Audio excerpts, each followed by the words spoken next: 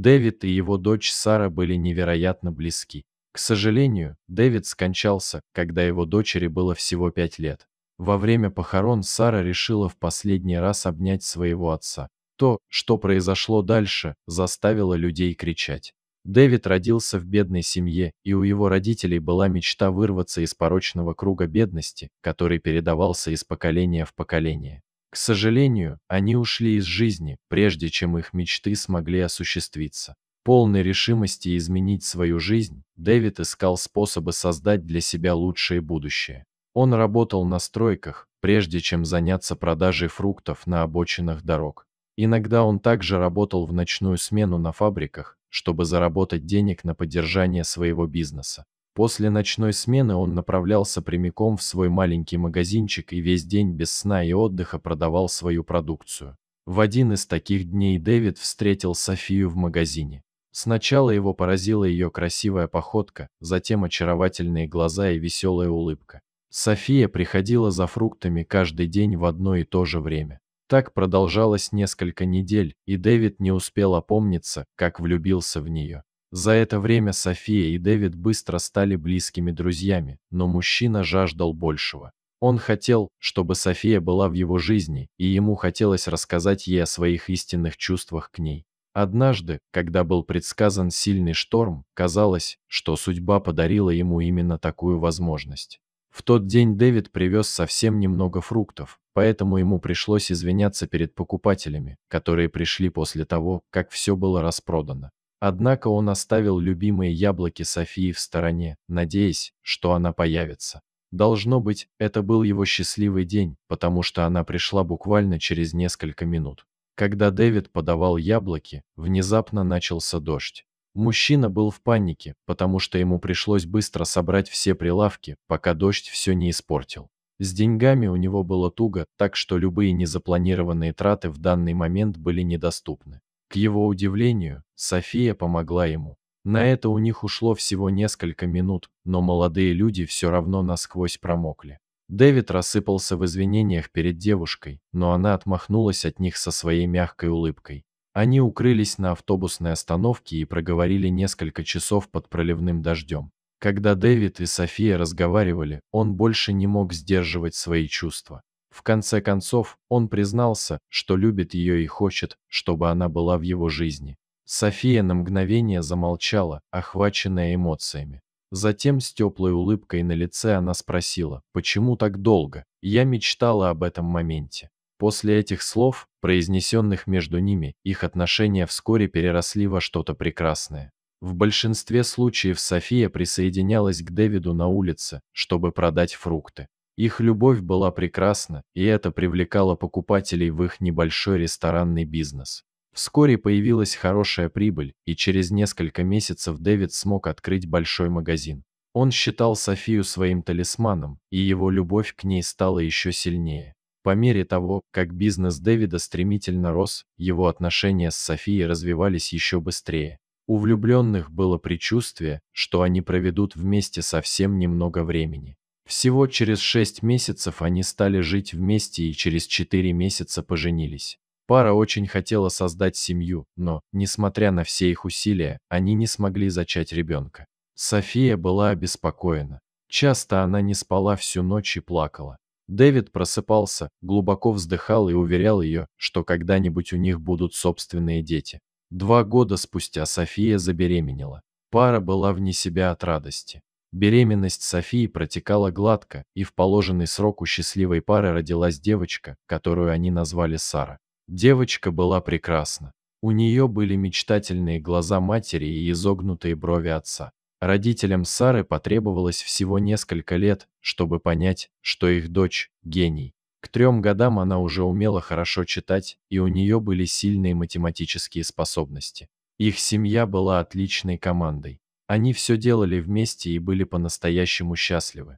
К сожалению, эта радость была недолгой. На 5-й день рождения Сары произошел ужасный инцидент. Семья играла в игры в помещении, когда Дэвид внезапно потерял сознание. Сара отчаянно прижалась к нему и начала кричать: «Папа, проснись!». К счастью, через несколько минут Дэвид пришел в себя. Он объяснил обморок стрессом и предположил, что это больше не повторится. Но всего неделю спустя Дэвид снова потерял сознание. После этих пугающих эпизодов супруги отправились в больницу, чтобы мужчина мог пройти обследование. Там они узнали, что он медленно умирает. У бедного Дэвида была диагностирована неизлечимая болезнь, и его немедленно взяли под наблюдение врачей. С каждым днем состояние Дэвида неуклонно ухудшалось. София скрыла это от Сары и сказала ей, что папа должен быть в больнице по каким-то особым причинам. Несмотря на свой юный возраст, Сара чувствовала, что ее отец болен. В конце концов, она часто навещала его в больнице вместе с матерью и сразу почувствовала, что что-то не так. Маленькую Сару расстраивали попытки матери скрыть от нее правду. Однажды днем, когда София кормила Дэвида в больничной палате, Сара внезапно взяла отца за руки и с ноткой страха в голосе спросила: «Папа, ты умираешь?» София недоверчиво уставилась на маленькую девочку. Однако Дэвид остановил ее и со слезами на глазах сказал: «Да, доченька, папа больше не может быть с тобой». В ответ Сара поцеловала своего отца. Затем она взяла его за руки, положила их себе на грудь и сказала: «Папа, ты всегда будешь со мной прямо здесь, в моем сердце». После этого случая София стала каждый день привозить Сару навестить своего отца. В присутствии дочери Дэвид, казалось, обрел новое ощущение жизни. Однако его здоровье продолжало стремительно ухудшаться. Несмотря на эту душераздирающую ситуацию, Сара оставалась сильной и мужественно сдерживала слезы всякий раз, когда у ее отца случались припадки. Довольно скоро всем стало ясно, что у Дэвида осталось не так уж много времени. София отказывалась признавать, что ее муж не будет бороться за свою жизнь. «Почему ты решил уйти от нас?» — спросила София, со слезами на глазах увидев своего мужа, безжизненно лежащего на больничной койке. «Ты обещал всегда быть рядом, любить меня вечно.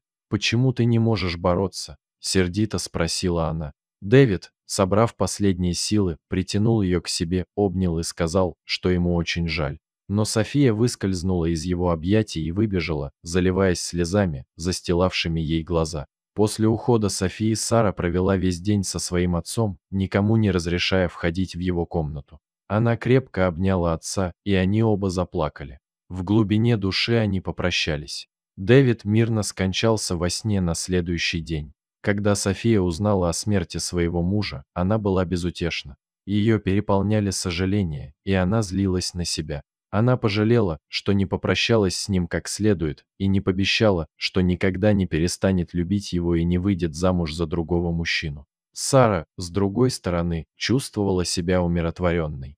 Все эти прекрасные разговоры, которые она вела с отцом, помогли ей обрести душевное равновесие. София не переставала плакать даже на его похоронах.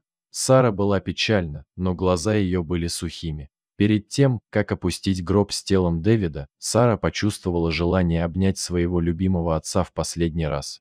Все с жалостью наблюдали, как Сара обнимала отца несколько минут, которые показались ей вечностью. Слезы текли по щекам маленькой девочки и намочили погребальную одежду ее отца. Сара шептала отцу на ухо нежные слова, а затем в последний раз поцеловала его в лоб. И в этот момент произошло нечто совершенно шокирующее. На кладбище внезапно прилетел голубь и сел Дэвиду на грудь. Голубь слегка клюнул Сару, и ее губы растянулись в улыбке. В то время как взрослые тряслись от страха, даже София была немного встревожена, не зная, что с этим делать. Сара знала, что голуби олицетворяют мир и любовь, поэтому она восприняла это редкое явление как способ ее отца в последний раз показать свою любовь к ней. Много лет спустя Сара рассказала своим детям и внукам о невероятной любви, которая связывала ее с отцом. Дети и внуки Сары также верили, что присутствие голубя символизирует любовь, которую Сара испытывала к своему отцу.